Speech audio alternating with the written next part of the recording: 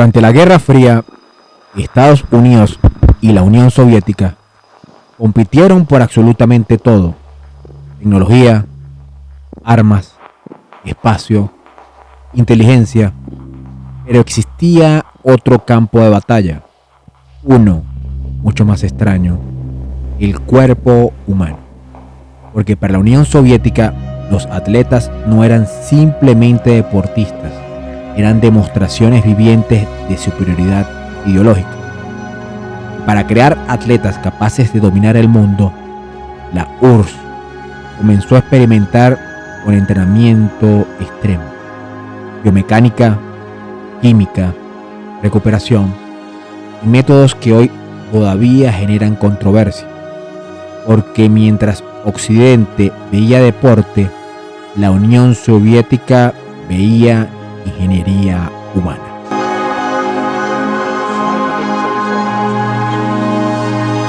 Para entender lo que ocurrió, primero hay que entender algo. En la Unión Soviética, el deporte era político, y aún sigue siendo. Ganar medallas significaba demostrar que el sistema soviético era superior. Cada atleta era una herramienta propagandística, una máquina diseñada para proyectar poder.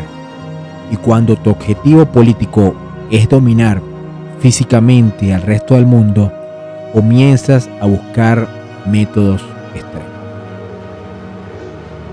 La URSS invirtió enormes recursos en ciencia deportiva.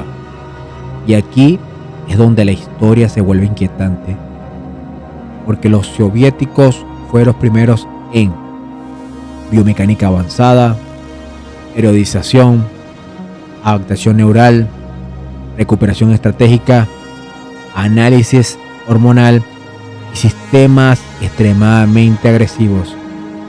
Mientras muchos entrenadores occidentales todavía entrenaban por sensaciones, los soviéticos analizaban el cuerpo humano como si fuera una máquina militar. Y siendo honestos, muchas de las metodologías modernas de fuerza nacieron allí. ¿Sí? Muchos influencers fitness actuales básicamente están reciclando ideas soviéticas con música pop en sí.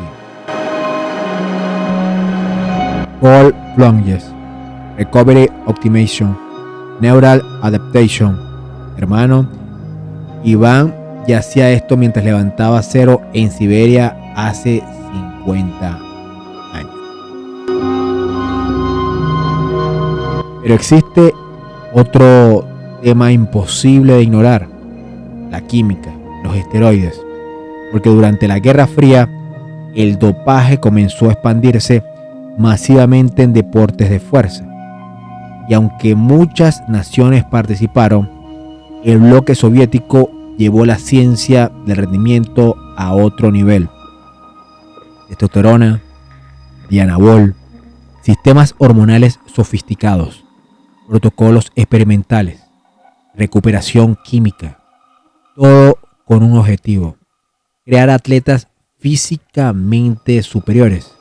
Y los resultados fueron evidentes: halterófilos gigantes, lanzadores absurdos, fuerza explosiva aparentemente imposible. Porque cuando mezclas genética seleccionada, entrenamiento científico y química avanzada, comienzan a aparecer cuerpos que aparecen irreales.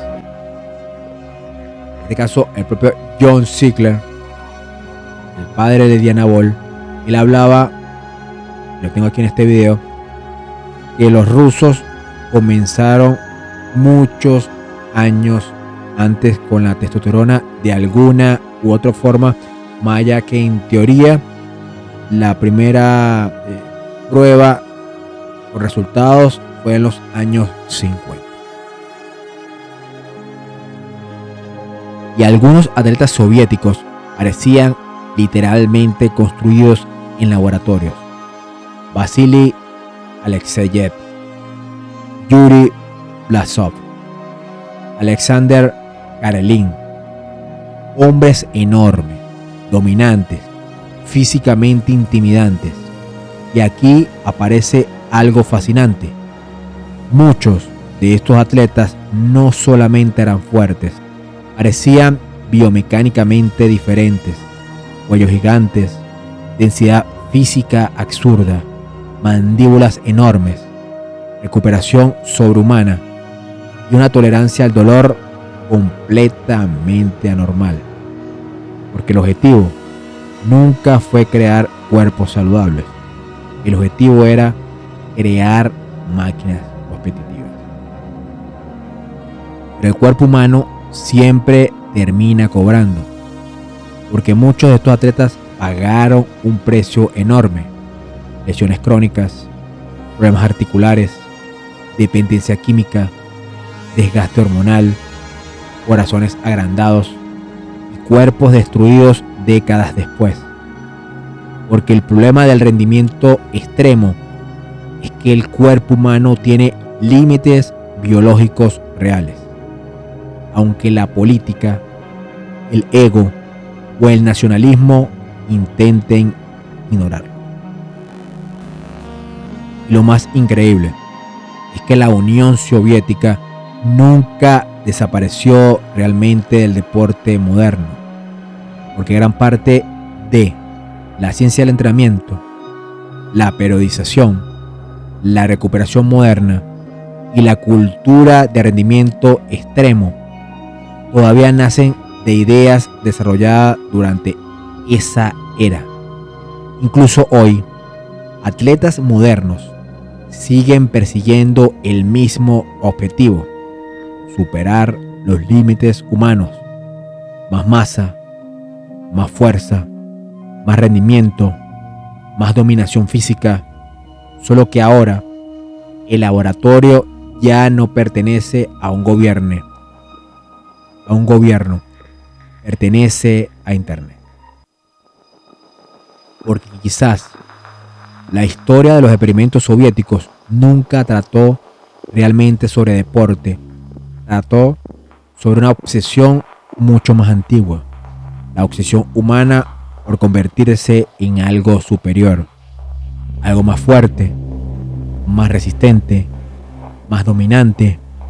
Y mientras exista esa obsesión, siempre existirán personas dispuestas a convertir el cuerpo humano en un experimento.